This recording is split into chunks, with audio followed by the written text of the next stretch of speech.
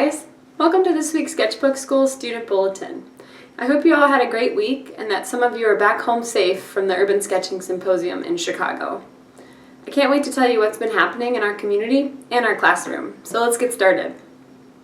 In our closed Facebook group, urban sketching has been the big buzz lately, and whether students were traveling as part of the Urban Sketching Symposium, or just on their own vacations, or taking our course, lots of students are getting into urban sketching. Since urban sketching endeavors involve leaving your house, going out, and carrying everything on you, it's given students a chance to really pare down their drawing kits, or maybe try simpler materials that are easier to use on the go. Whether it's working really minimally or trying a new, super simple tool, students have got to explore different materials while urban sketching, and the drawings have been really rewarding. Seeing these students incorporate new styles based on the new materials that they're using, or fewer materials that they're using, has been a lot of fun, and I think students have learned a lot from it.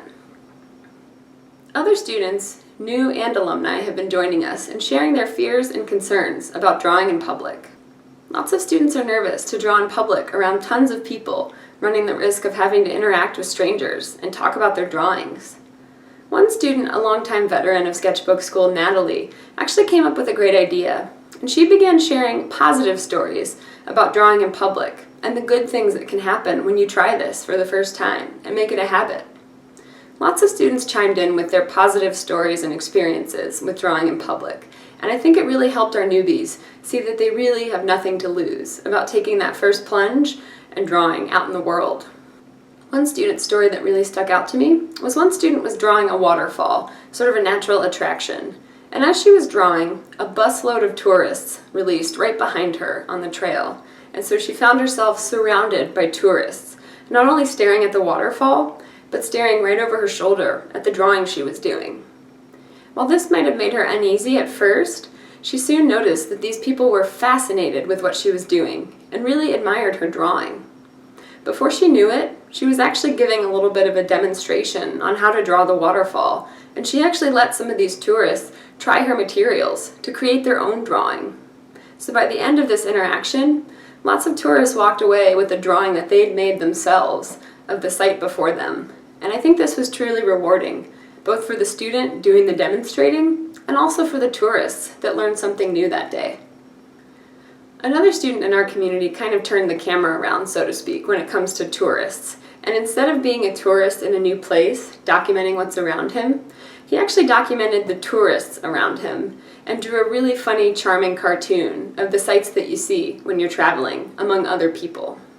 Seeing his little cartoon of the stereotypical tourists made me chuckle, and I think it's funny because it's true, and I'm sure I've been one of those people with a camera around my neck or wearing gym shoes everywhere because of walking a lot.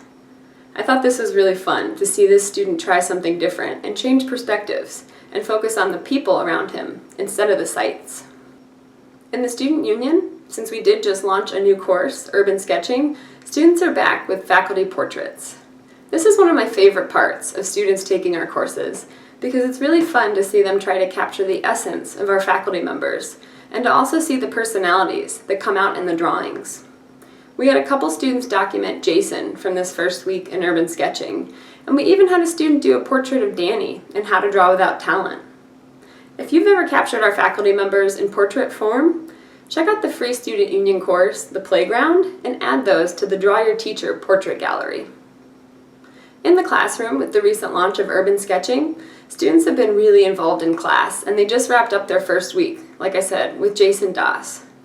Now, Jason took students head first into the world of urban sketching, and for their first homework assignment, he encouraged them to draw a real-timed event, or a really crowded public place.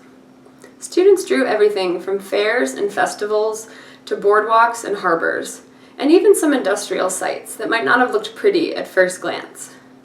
Watching students come out of their shells and tackle these urban environments, or just busy environments, was really fun because it's clear that students are learning a lot and gaining confidence, even in this first week of class.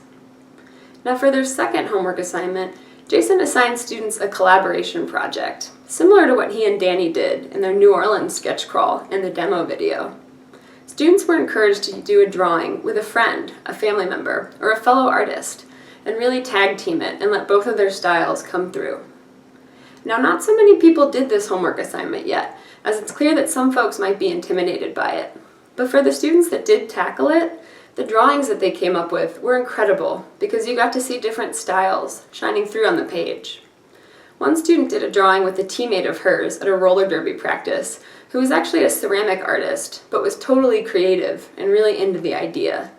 She had a great experience, and it was also fun to see other students drawing with family members and even young children and grandchildren.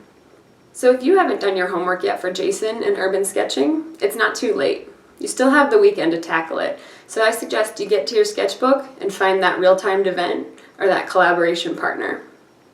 And also, if you haven't joined us for urban sketching, you can still sign up at sketchbookschool.com/courses.